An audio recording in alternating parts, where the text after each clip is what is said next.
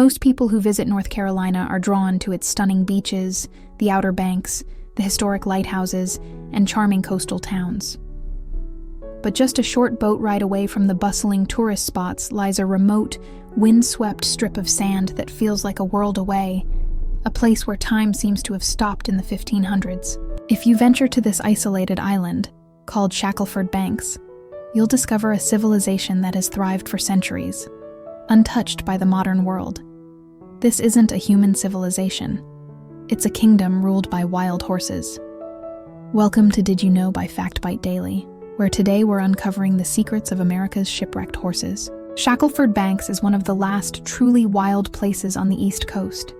Stretching for about 9 miles, this barrier island is a paradise in its purest form.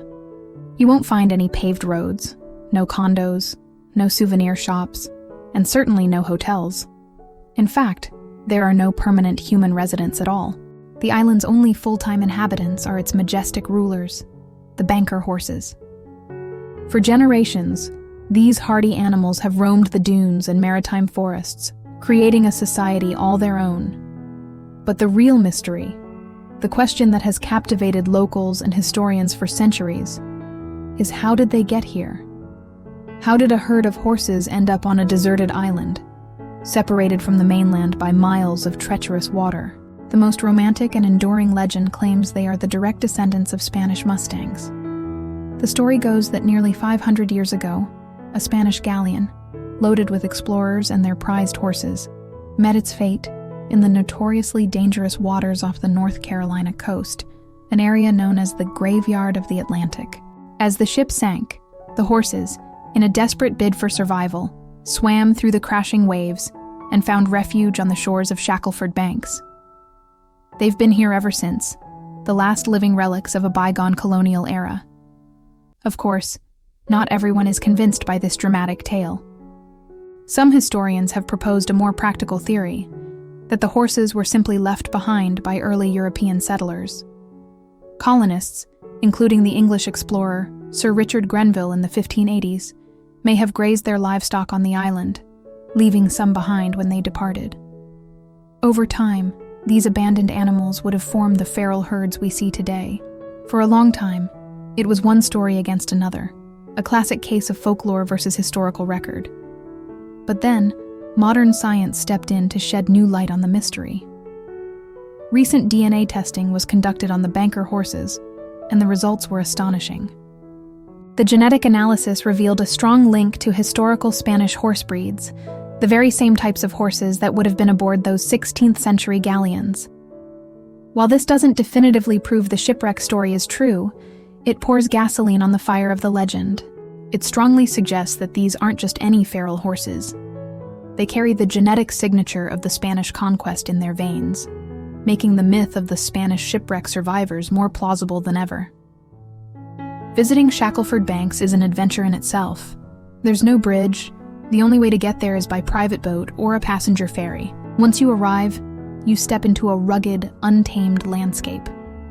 You can spend the day exploring, but for the truly adventurous, you can even camp on the beach under a canopy of stars.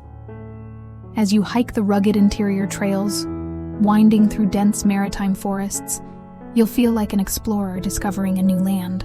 And then you'll see them. A herd of banker horses grazing peacefully on the salt marsh cordgrass, their primary food source. You might spot a stallion, muscular and proud, watching over his family, or a foal taking its first wobbly steps on the sand. They've adapted remarkably to this harsh environment. To get fresh water, they use their hooves to dig shallow wells, known as horse wells, tapping into the freshwater lens that lies just beneath the sand. It's an incredible display of natural ingenuity and survival. But make no mistake, these are not gentle ponies waiting to be petted. These are wild animals, forged by centuries of hurricanes, scarce resources, and the constant threat of the unforgiving Atlantic.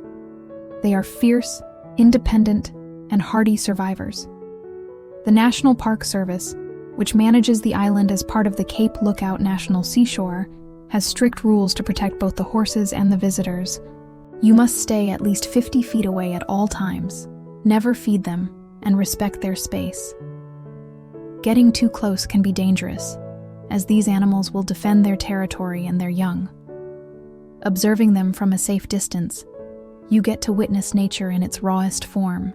You see them living exactly as their ancestors did centuries ago, their lives dictated by the seasons, the tides, and the herd's social structure.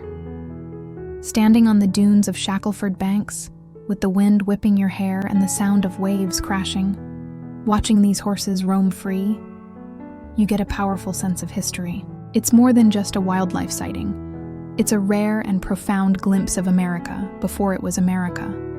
It's a connection to a past that feels both ancient and alive. You're not just looking at wild horses, you're looking at living history, a tangible link to the age of exploration, and the mysteries that still lie buried beneath the sands and waves of the Atlantic. It's a powerful reminder that even in our modern, connected world, there are still pockets of wilderness where ancient stories continue to unfold. So, what do you think? Would you be brave enough to spend a night camping on an island ruled by wild horses, with only the stars and the sound of the ocean for company? Let us know your thoughts in the comments below. And if you love uncovering hidden histories and travel mysteries like this one, make sure to subscribe to Fact Bite Daily for more bites of fascinating facts. Thanks for watching.